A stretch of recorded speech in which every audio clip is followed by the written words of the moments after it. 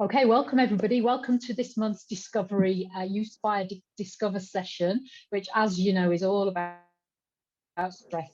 And I don't know about you, but as commercial leaders, the stress is mounting for us. The stress is mounting. You know, we've had so much going on. We've all come out of COVID. We've all gone into whatever is happening in your world in terms of whether you're hybrid, in the office, out of the office, managing teams who are also in a state of flux. You know, it goes without saying that the world events that we're seeing right now are adding huge amounts to people's level of stress and concern as well. So I think this session is really, really well timed. So I'm really, really delighted that Mark is going to be running this and that we've got some great leaders who are going to input for us. At Uspire, we are a community and we support the finest commercial leaders in the world. Our vision is to support and enable the finest commercial leaders in the world. So welcome. If you've never joined us before, welcome to those who know us already. You are a community of fine commercial leaders and you are now in our community. So please enjoy this next hour and a bit. Mark, over to you. Yeah, it is. It's 1 hour. So we're actually grateful you're giving us 1 hour of your time. This is how we're going to use that 1 hour, 3 sections of 20 minutes. The first is on what drives us. This is intensely personal, actually, all of this. What drives us? What's behind some of our behaviors? The second is, what are the chemicals in our body that are affected by what we do and how we do it? Chemical hormones. And they affect levels of stress. So it's very important we understand them. And then also, what are 1 or 2 ideas we have to help ourselves? And notice the emphasis is on you as the leader, because if you sort yourself out, then you can enable others. If you're pretty stressed yourself, it may be harder. So this is all about your good selves. And we'll talk about 1 or 2 things that can help. I am delighted that joining me in terms of giving some input and feedback is Nick Evans, and Nick is someone who I have the great pleasure of working with still. We used to be in a sport and we used to be competitors, as I was a coach and Nick was an international athlete. And so we know each other for a number of years, and I have the pleasure of working in Nick's team. She's also in professional education, and she's also a mum of 3 incredibly beautiful young children. So in that sense, I'm delighted I'm going to be asking Nick for her input in terms of some of the things we share. And also my friend and colleague, Mark Harries, who is a partner with Uspire, is an independent consultant, is a dad, is also someone I'd like to share something that happened in a physical sense that creates quite a dynamic change in your life, Mark. And I'd love to get your perspective on how that felt and the stress that may have generated. So delighted to be joined by Nick and by Mark. I'm going to start with a definition of stress. It's a super simple one. It's not perfect, but I thought it'd be useful just to put that in our space, irrespective of the topic or the industry or whatever we do. Stress is when I care, but I don't feel that I have any, or I don't know, I'm not in control. So that's a definition. And I'll give you an example, a very personal example. I know a number of people on this call have teams that are in Russia and or Ukraine. And I coach an individual who is a business leader in Ukraine. And we've known each other for about 5 years, and I've been coaching him for about 18 months. And on our last conversation, which was about a week ago, I felt utterly helpless. You know, my job is to help, right? To be a coach, to be a sounding board, to be a support. And I have to say, I just felt utterly helpless. And I got a dull headache. I couldn't stop thinking about it. I couldn't sleep because I was stressed by something I care about and someone I care about, and I had no control, or felt I had no control. So that's why this topic is so relevant and real. It is about you as an individual, but it's also crucially about you as a leader. We've got at least 3 people on this call who lead massive organizations, global organizations. And therefore, how you manage your own stress is partly about how you role model for others. So this is super important. We've also got 2 leaders in sport and how do you manage a team in that sense, or a squad, or an entity which is in sport, and there are certain different stresses. You know, the must-win stress affects how people play. So how do you manage that in individuals within your team? So, as I said, there's three main areas we're going to cover. And the first is, what are the drivers of our behavior? And I had the pleasure of learning this not so long ago. And it's actually at the start of the pandemic. And we as a business at Uspire, we run a leaders network called the Uspire Network. And one of the wonderful elements of that is we get to listen to experts. And one of those experts that I was on the session is Lynn Leahy, and she is just fab. And she talked about 5 drivers of behavior. And these come from an American professor called Kahler, K-A-H-L-E-R. You can Google and read books and things. But the headlines are that there are 5 main drivers of how we naturally behave. And they are these. And I'd love you as an individual, as you see these words or listen to me, to reflect which one or two probably are the drivers of your behavior. So try harder, be perfect, please others, hurry up, and just be strong. So I'm sure these resonate. They all resonate with me. And one perspective I have personally on it, I'm going to come to Nick in a moment, as a working, incredibly busy mum, but also a leader. How does this play out, right? But the thing that I became incredibly aware of when I was taken through this by Lynn was I was getting up in the beginning of the pandemic when everything was in lockdown. Those of us who are face-to-face trainers, everything was cancelled for months. So the reality was it was an opportunity to actually take a step back and relax. And it was the opposite of what happened to me, because I've got 2 main drivers here. One is try harder and the other one is hurry up. So I haven't got any activity or business coming up. So I need to find that. So I've got to try harder for that, which means I've got to try and sell more. And I've got to get on with it in terms of hurry up. I've got to do that quickly. So I've got to wake up at 4 a.m. and start thinking about how do I do that? And my heart's racing and I'm thinking about that. And that comes from drivers. And I get it now, thanks to Lynn. And it just makes me reflect, what is driving behavior like? I get off an aeroplane and I'm in competition to get to the customs point. Well, that's definitely hurry up, isn't it? That's just no particular reason for doing it, but there it is. Oh. So in that context, I'd love to come to you, Nick, and say which one or two of these resonate for you as an individual, and what does that mean for you? I can think about this in the pandemic as well. And I was at home with my 3 kids and they were all under 6. And I had a full-time job, which I really care about. And so the 2 things that happened to me was I either strive to be perfect, which I failed at a lot, and then I judged myself because I wasn't perfect, or I also pleased others. So I said yes to lots of things instead of saying, I've got a lot on my plate, I need to simplify, I need to just do lectures, I just need to concentrate on my students. I still said yes to projects. So I fluctuated between the 2. And what happened is, we'll move on to chemicals, but I either down-regulated and kind of closed myself off, or I up-regulated and I went into that fight-flight mode, and I could feel my heart racing. I needed to get these things done. And what happened is I saw myself making lots of mistakes.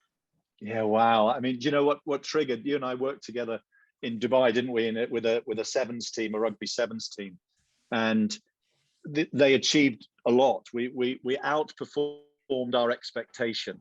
And I remember that your Be Perfect driver is, we beat sides we really shouldn't beat, and we were playing some international sides and all that. It was wonderful. But I remember afterwards, you said, oh, we should have done this and we could have done that. And why didn't we do this? And that's a Be Perfect driver, isn't it? We conceded points. We nearly lost a game we should have won. And it's like, oh no, what did I do wrong that I could have done differently? So those drivers come through in our behaviors all the time. Thank you for that. And Mark, I'd love to ask you, Mark Harries, what's triggering for you in these drivers in your experience? Interesting one, actually, Mark, because probably most of them, more or less. So that's a challenge in itself. But the Be Perfect one's really strong, being a strong blue-red energy type, and also being a trainer with your good self. You know, when you've got delegates in the room, you want to please them. You want to be perfect. You want to make sure you're on time and doing it correctly, so you're hurrying up. The Be Strong one comes, I guess, from family and friends and people around you that you're trying to help out if they need help, or offering help when you think they might want help. So it's a weird one. Yeah, Lynn's she's a clever lady. She is, isn't she? And there's a couple here that I think are so important in terms of stress. When you've got Be Strong and Be Perfect, one of the things that I think I was either taught or I assimilated was, you never show weakness. You never show, if you're the leader in any context, as you know, if you're the coach or the sales director or the head of supply chain, you never show weakness. You never show that you don't know the answer. You never show negative emotion. You always look as though everything is just, you know, like water off a duck's back, when actually you are feeling the pain and the stress. You're feeling the doubt and uncertainty as a human being, but you lock it all up and you put on a face to your teams and to your customers that says, I'm all right, I'm absolutely fine.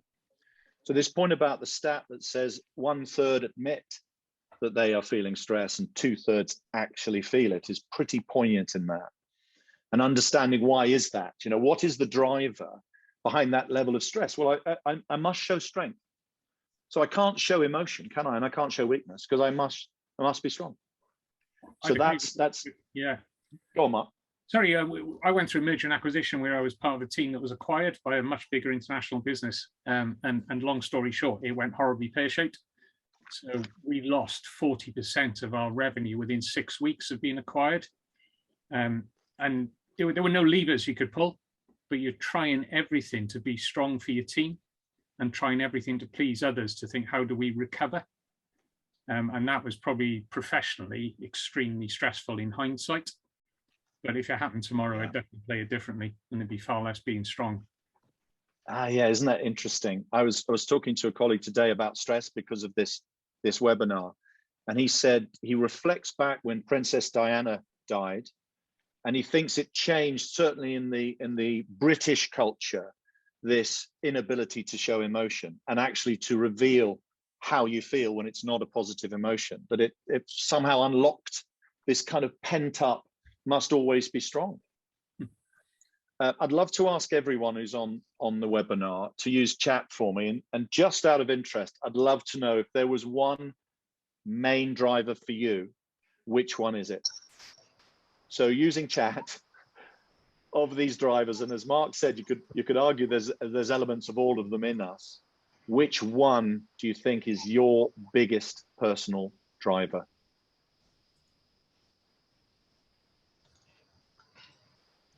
We're getting a number of Be Strongs and Be Perfects.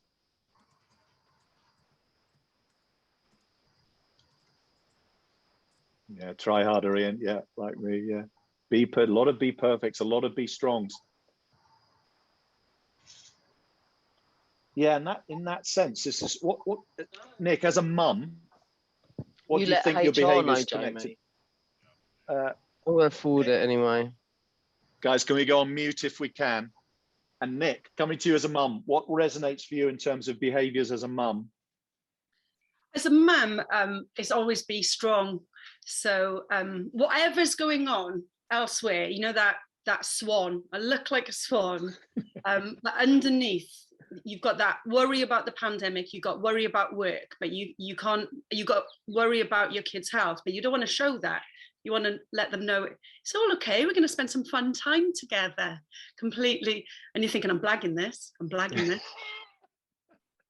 Yeah, I think that's, there's lots of parents on this call who I know really well. Bertrand in Switzerland, I know your sons, and I know the journey that you and I have both gone on as dads, and the level of sort of, we are in control of these decisions and our emotions, and everything's going to be fine because we have to show a brave front. for our children. And the more I think about that, the more I think how detached that is from reality, and perhaps is not the best role modeling. I know all the answers. I'm not sure. I'm not sure that's right. So remember, this session is about triggering. Old school, you say, Bertrand, exactly. That's how we were brought up by a previous generation, so we replicate that. What I'm hoping is that this is just triggering for you as an individual. Who am I and why? And what can I consciously do about it? So when the drivers are there, so the hurry up driver for me, just consciously, I'm consciously showing less impatience of others.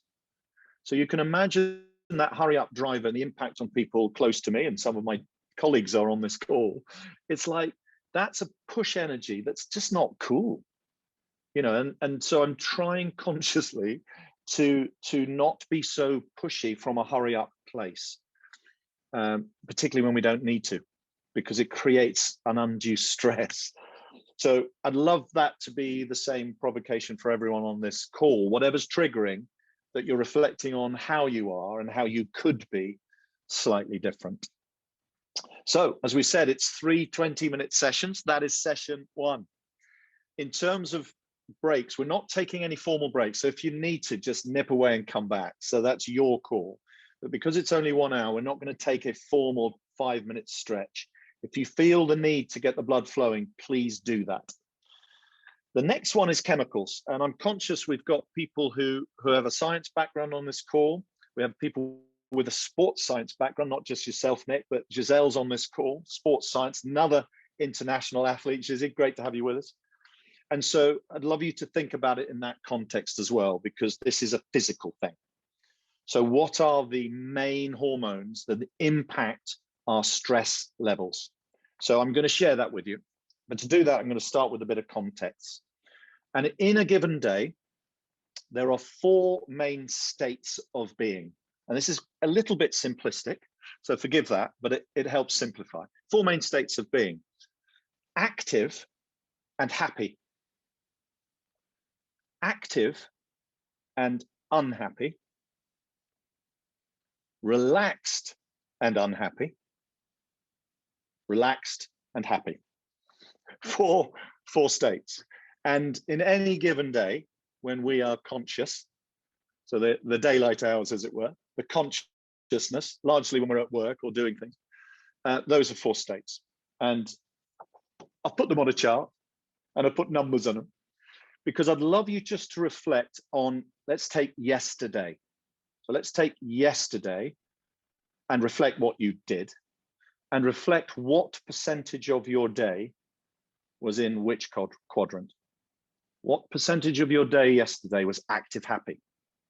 So as someone who, for me to be active happy, I need to be on my feet doing something. So I'm sitting down, I think that's inactive. So it's a very physical thing for me. So active happy yesterday, how much of your time was that? Active unhappy, so you're doing things, but it's not something pleasurable. In fact, it's something stressful. So active unhappy. Or you're trying to relax but can't. So relaxed unhappy. So you're thinking, I just want to take some time out because I've got a big thing coming up, but my brain is too active and I'm not relaxing and it's not comfortable. So again, I'd love you in chat to share which quadrant by number. So I've numbered them to make this easy. In chat, which one was most of your day yesterday? Was it 1, 2, 3, or 4? So using chat, where did you spend most of your time yesterday?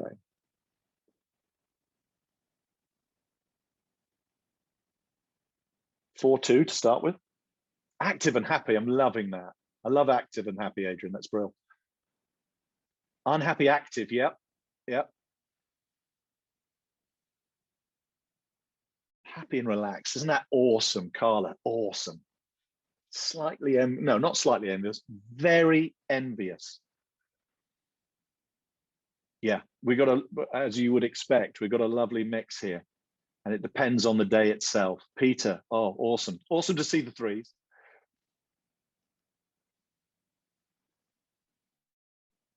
Yeah, really cool. Thank you for sharing. Thank you for sharing.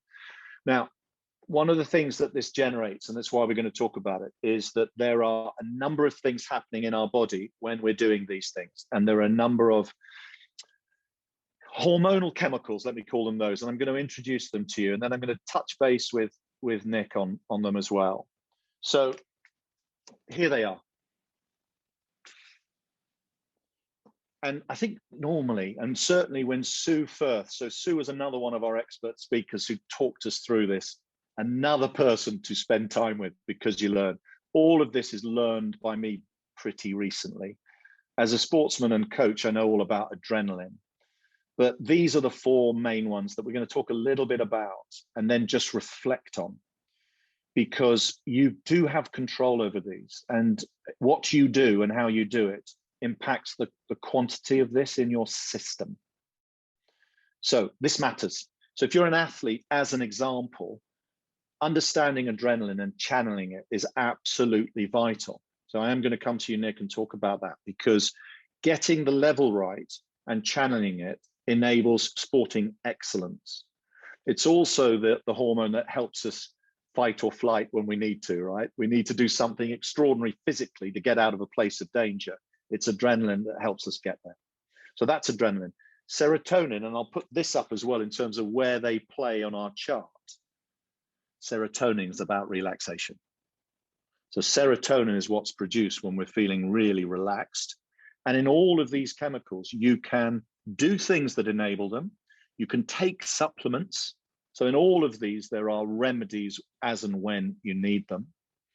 And there's one there, which I'd never heard of until Sue told us, which is androstenedione. It has simple letters, DHEA, because it's actually a much longer, fancier title, androstenedione. And all of these are produced naturally in the body. And how much you've got of them at any given time during the day, and in terms of over a long period of time, will determine a high degree of positive energy and negative energy or stress. So those are the headlines. I'm going to just give you one. I'm going to talk to you about cortisol. Cortisol. Now, cortisol, in terms of where it fits on our chart,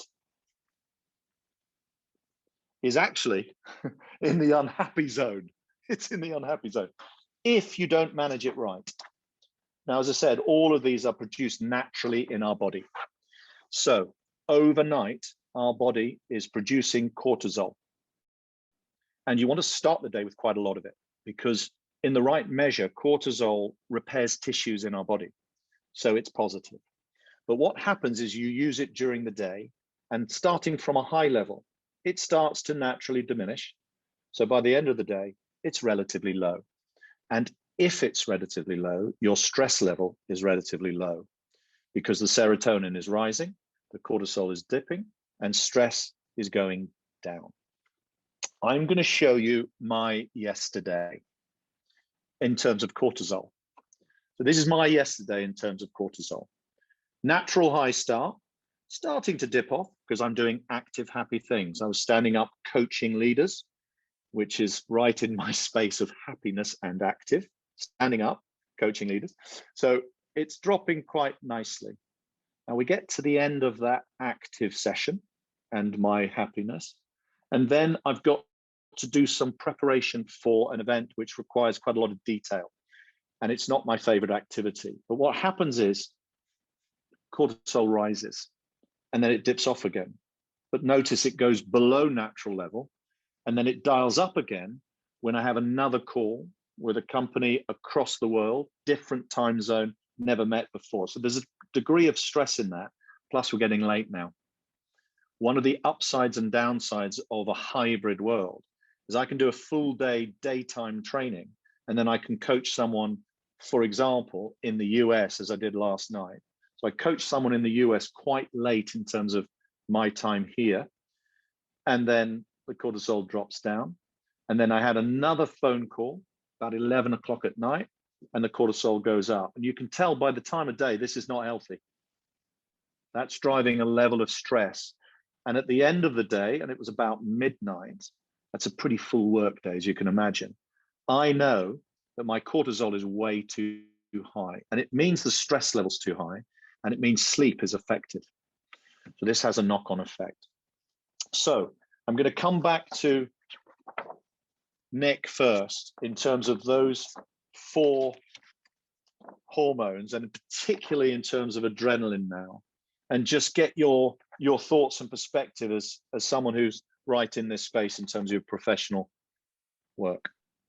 Yeah, so there's a few things really. When I played, I had huge levels of adrenaline, massive bounces, which I didn't control very well. And I used to often be sick before a game. So I was known in the team to have to go off because I had to physically get it out of my system. So I didn't really manage that too well. But then when I retired, I realized that quite often I went into a kind of freeze or a slump. So actually I needed to re-energize, and I found running, and running was my happy space where I kind of got that kind of buzz, got that. And 4 years ago, I got injured. So I haven't done any exercise for 4 years. So completely different. And I had to go away and learn new ways to manage stress. I had to find completely different ways, but they had to be somatic. They had to be in the body, because everything I've ever done is in the body. So some of the things I find that now when I'm parenting and I've been on all day and I've been really in, that when the kids go to bed at 7 o'clock, I hit this massive low. So I had a massive dip. And I found that things like a hot bath gets me back in my body, gets me back. If I'm on a Zoom call where people are stressing, but I'm on mute, if I start to really rub my jawline, it helps me release some of that stress. Or I try to think about having noticing and curiosity about my body. Where am I holding this conversation? And I start to move. Or if I feel I'm going into fight flight because I'm getting a bit feisty and angry about something and I'm getting the butterflies, etc., I try noticing. So I scan the room slowly. I try to bring it back down to my level of control. So I think about, I'm going to take 9 seconds before I respond. Then I think I'm going to notice the room and slow everything down. And then I think about 5 things I notice, or I start to listen to the birds. Or if I'm really at that stress point that I can feel myself, I'm not managing this. I'm very lucky. I've got Bushy Park and I go out with the kids. I leave my phone at home and I notice the birds singing. So I try to get myself, if I can, I'm very hippie-ish. I'll take my shoes and socks off and I'll try to get the feet in the mud. And I try to just get myself back in my body so that I'm able to control those hormones rather than those hormones control me. Wow. In terms of advice, so many elements of that are hugely valuable advice for us, whether we're athletes or not, doesn't matter. So many simple tips that you gave there about doing something with your body, right? Even if it's just move that pain point or where the angst is held, notice where it's held and do something with that. Amazing. I'll show you my favorite, and you can all have a go if you want, and stay on mute. This is called Lion's Breath from yoga. Are you ready? I'm really sorry. Yes, yeah, I'm ready. Then it gets rid of that anger in my throat. I feel a lot better. So there you go. So that's an exhale, Nick, is it? It's a really hard exhale out of the throat, getting everything out. Yeah, this is when Zoom comes into its own, doesn't it? The cameras are on. Yeah, didn't expect that. You can turn your own camera off and practice it. Lots of tips to try, particularly if you feel, and this is the core message, if you feel your body is holding stress in any sense, you'll know it. You'll know that. Have your solution. So as an athlete, Nick, first, when her body didn't let her down, went running and still had that adrenaline management system. And when physically she couldn't do that for a while due to injury, you found other ways. So that's really, really smart. Mark, I'd love to ask you, you had a major issue with one of your eyes. Yeah. And I'd like to ask you, how did you manage the hormones in your body when that happened? Because there's a mental issue with that, but also huge physical impact because you're a very active person normally, and it reduces the ability to be active. So tell us a little bit about that. Yeah, certainly, and please stop me if I start to ramble. But long story short, 2 weeks before the pandemic really got arms and legs, I was lying in bed on a Sunday night, and it was like a lunar eclipse came across the bottom left-hand corner of my eye, and I thought, that's not right. Don't know what that is, but I'm not going to get an optician at this time of night. So I got one the next morning, and he said, come see me now, immediately, stop what you're doing. And then I had emergency surgery, so God bless the NHS, and they repaired my retina. And you go into a very strange headspace. So I remember driving, thinking, well, I've got to drive because I need to go to the optician, and then I've got to drive to the hospital, but I can't see properly. So you kind of go into a protect mode. And because it's emergency surgery, you're kind of wishing the surgeon and the anaesthetist all the best and just going, do what you need to do to try and fix this, because the clock is now ticking. If you don't fix it quick, then it'll be end of sports and you won't see again. So your brain kind of starts to compartmentalize, and it's all about, right, just get through the next hour, get through the next 2 hours, get through the next 3 hours, and end to end, it was less than a working day really, from seeing the optician to the surgeon finishing and sending me off to recovery. And your brain goes to lots of weird spaces, and cortisol's right up there. Yeah. You think, oh, what can I do if I lose my sight? You know, how do I walk the dog? How do I play with the kids? How do I, live a normal life? So it's you can hear it.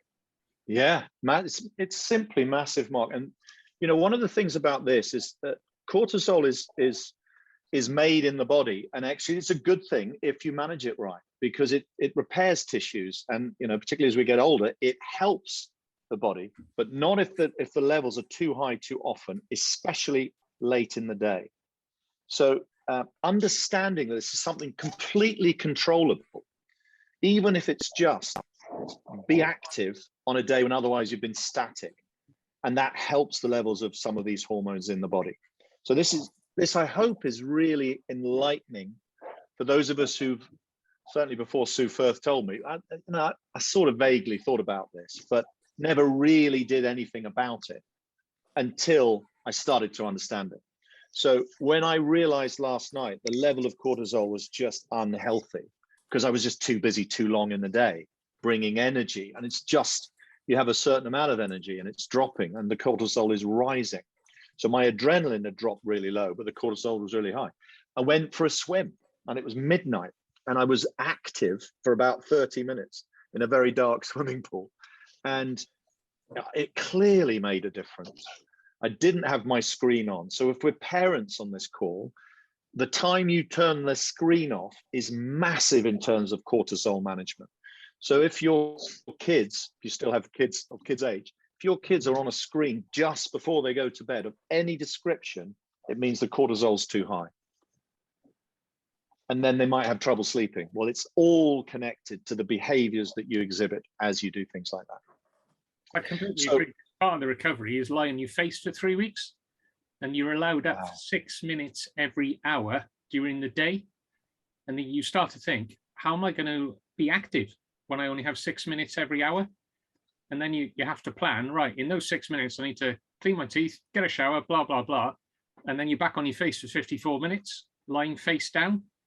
And to do that for 3 weeks was really difficult from an activity perspective, because it couldn't release the stress through going for a bike ride or walking the dog. And I found that very, very challenging. Yeah, and I know you're a sportsman as well as an active dad, as coach and things like that. One of the things that I reflect on as a manager of people in sport in some way, as a coach, is understanding when someone's injured. Because your story, Mark, reflects on that, right? So suddenly I can't get out of bed for whatever reason for a while. I certainly can't do the sport that I want to do. How do you help them manage that? And on reflection, you kind of just, we'll see you back at the club as soon as you feel better. And of course, that's simply terrible. One of the things I learned in managing people with long-term injury is to actually work with them in terms of visualizing health. So I used to do work with them with someone who was an expert at it in terms of visualizing themselves fully healthy fully active. And I did some work with a basketball team where one of their best shooters was unable to, had a major shoulder injury from falling playing basketball. And we did 3 months of visualizing scoring 3-pointers, which is the long shot outside the D. And 3 months every day visualizing succeeding at the sport, which was also showing that physically they were fine. So working on the mental side.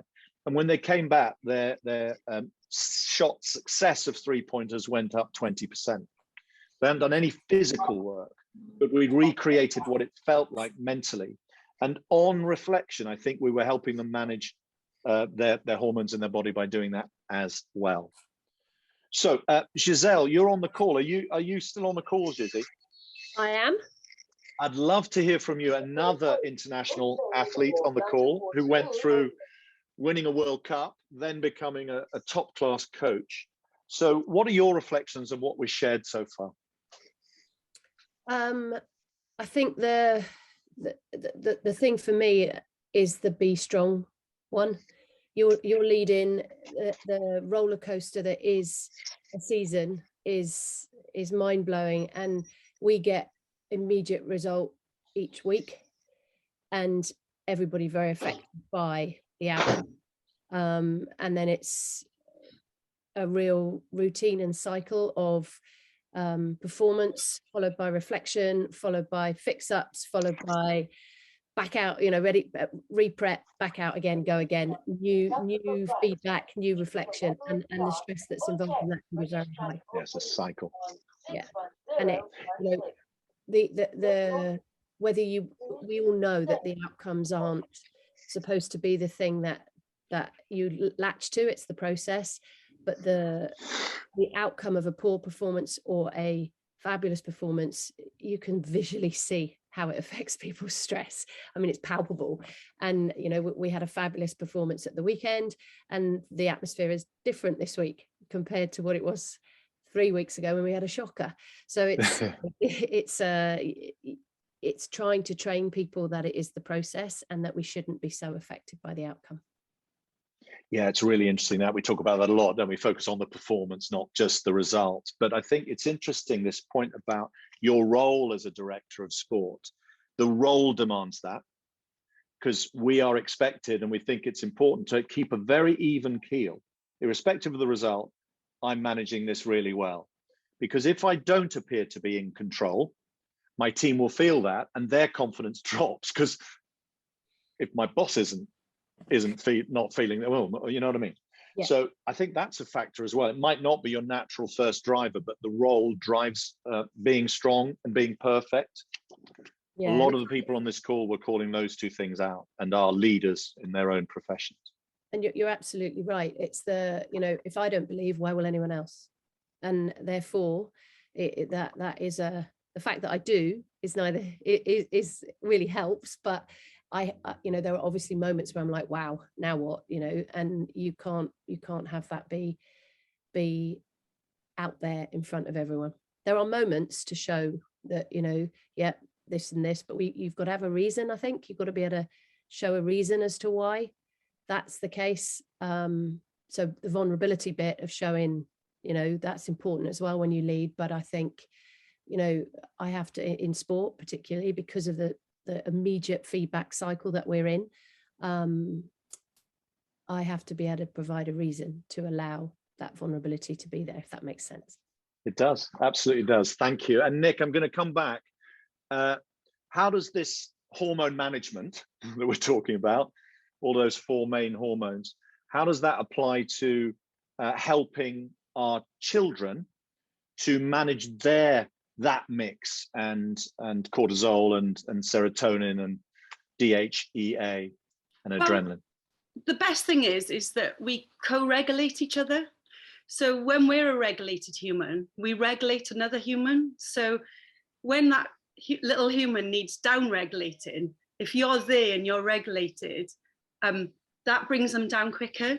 But you also have to role model it. So obviously sometimes when I'm driving and they're screaming because they're fighting over a little toy, and I feel angry, I role model it. So I'll go, I can't talk right now. I need to take 10 breaths and then we'll talk about this. So I will verbalize that I am processing this. I am taking 10 deep breaths and then we'll have a chat about it, because I want them to be able to go. And my oldest definitely recognizes, she's like, Mummy, you're really good at regulating. And she literally tells me regulating. And she's got the right language. And she says, I find it really difficult to take 10 breaths. And what she has is, she has this body sock, which it gives her interoception. So when she gets angry, she goes off, she gets her body sock, she pushes herself around in it. And then she's like, I've calmed myself down now. Or she gets her mindfulness drawing and she does a bit of mindfulness drawing. So I think we're not regulated all the time. And what we need to do in those moments when we're not regulated is really repair well. So we can go back and say, look, I was really heated there. I was in the wrong. Can we restart that? I am not perfect and I could feel myself getting angry. But actually, I want to talk about this because this is a difficult conversation, but I want to talk about when I'm calm. So can I come back when I'm calm?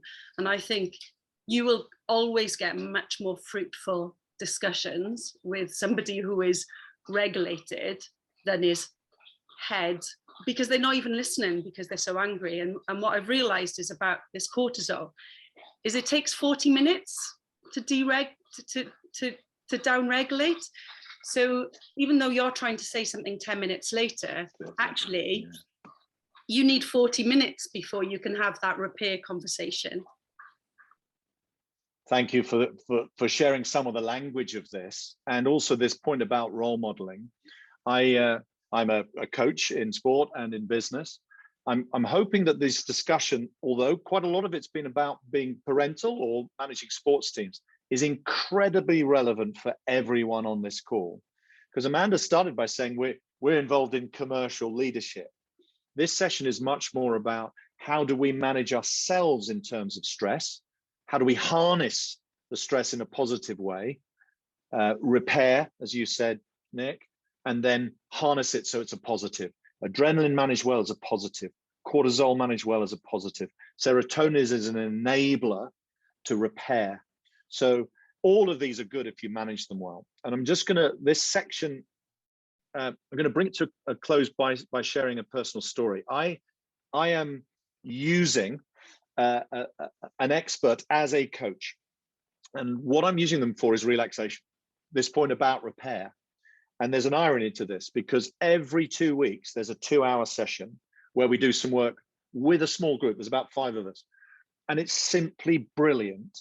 And yet I'm struggling to keep that 2 hours locked because I'm trying harder and I'm hurrying up and I'm busy and I'm thinking, oh, can I really give myself 2 hours when I could be doing a 2-hour call with a customer?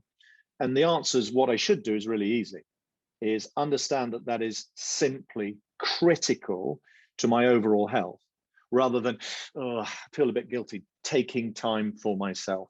So I hope that everything we're hearing is inspiring us as leaders to understand your point, Nick, about role modeling, self-regulating first to inspire regulation in others.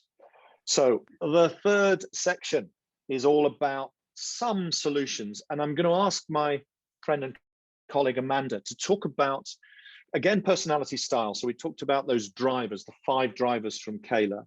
And Amanda, I'd love you to talk about personality style connected to that. Mark talked about his color energies of blue, red. So color energies, stress, solutions. Amanda. Thank you. Thank you. And I love that Nick talks about regulating. So I'm going to give you some suggestions, some thoughts about how you might go about regulating your own management, your personal management style. So let me just share a slightly different background. Here we go. Those of you who've already worked with us will know that we use Insights and CME color styles as our personal management profiling system. And there are kind of good day, behaviours that we see based on our personal style, and not so good day behaviours that we see. So if you haven't done a profile, do please get in touch. We can really easily get one done for you. If you have, then just think of this. We've got 4 styles, 4 management styles. It's based on the work of Carl Jung, and we've all got a really good mix of these. However, we've got some preferences. And if you look at this under stress wheel, you will see that there are 4 preferences, and you can just look at some of those things in there and ask yourself, where might I show stress, and what might come out in me when I'm under stress? You know, in that top left-hand corner there, that cool blue, which is a reflective thinking style. Sometimes what needs, you know, if we need that detail and correctness, sometimes might come over and under stress as too critical. Here's some advice if you can feel that you've got that high level of that blue energy, which is that reflective thinking style. Give yourself time to reflect.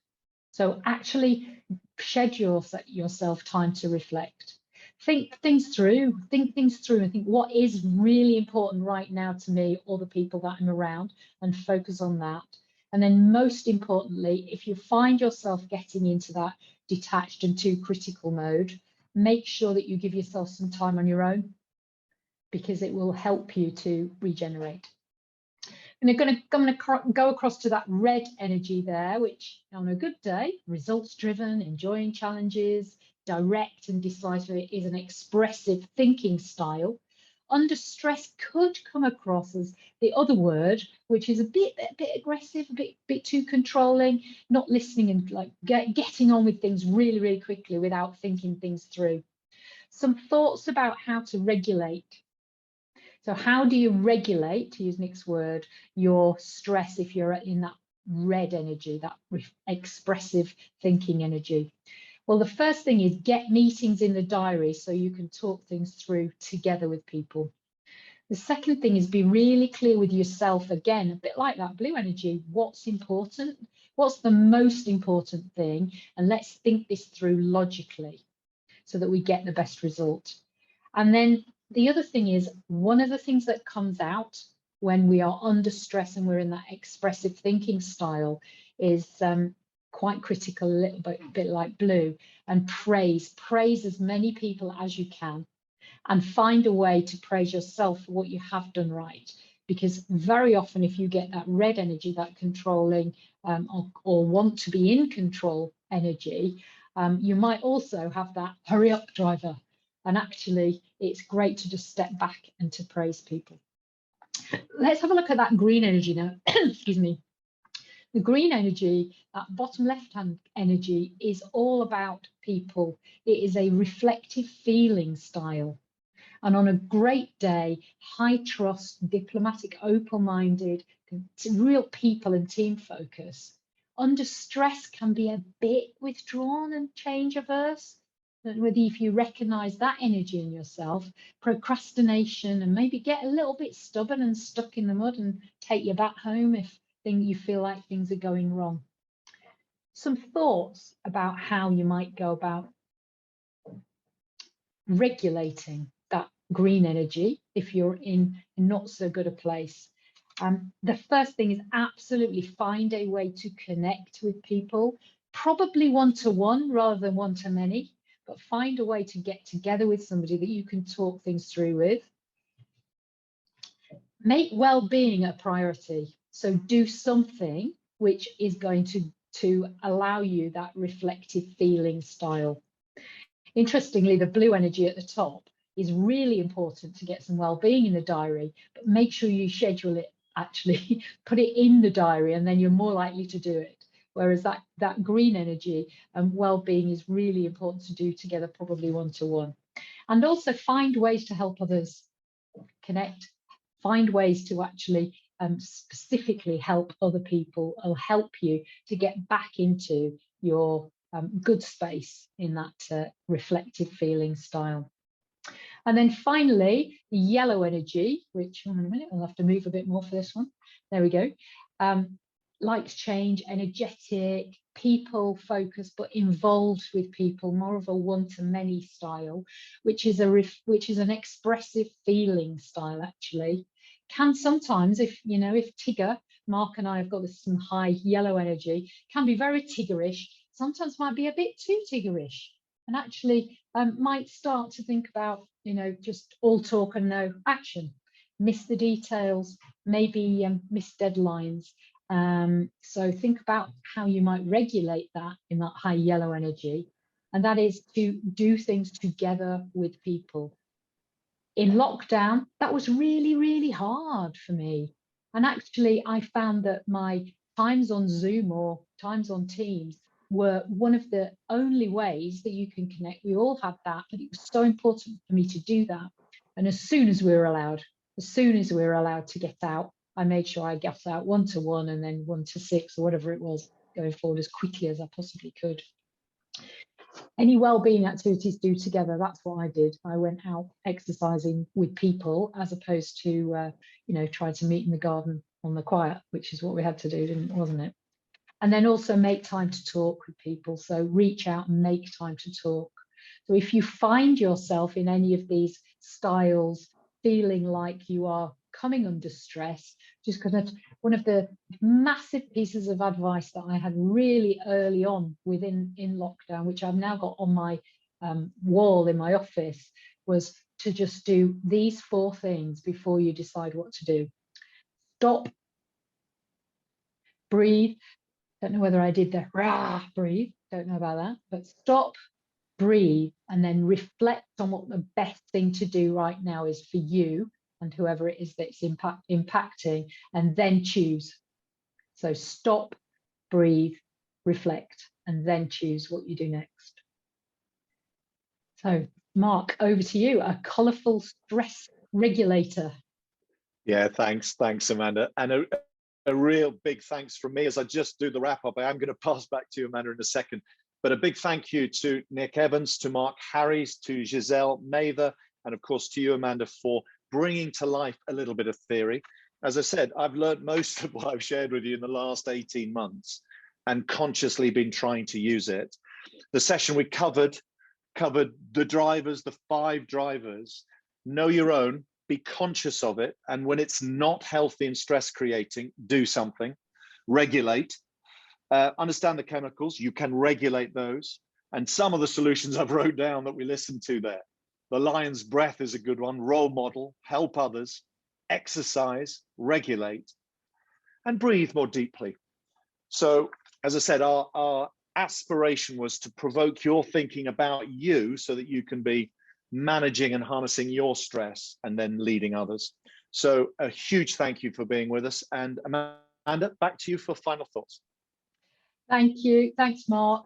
Thanks, Mark. Well, listen, if you've got any questions at all about any of these elements, please do get in touch. And we've given you a taster of some of the models that we use and some of the ways in which we support our leaders and their teams around this area of stress. Chris, our marketing manager, is going to pop in the chat a link to an offer that we've got today, which is actually around a 2-hour virtual session on exactly this, so that Mark or I or one of our directors to come and support you and your teams if you think that it would be of use to them right now, which is pretty much around half price, I think that's right. So that's available for you to use. There's a code there. Thank you, Chris. I can see that's a £600 saving. So please do feel free to do that. If there's anything else we can help you with, just grab a call with us, grab a call so that we can talk through where you're at and how we might help. And we'd be absolutely delighted to speak to you. You are now, if you haven't already connected with us, part of our community of leaders, and we really, really hope to see you soon. So take care and yeah, enjoy.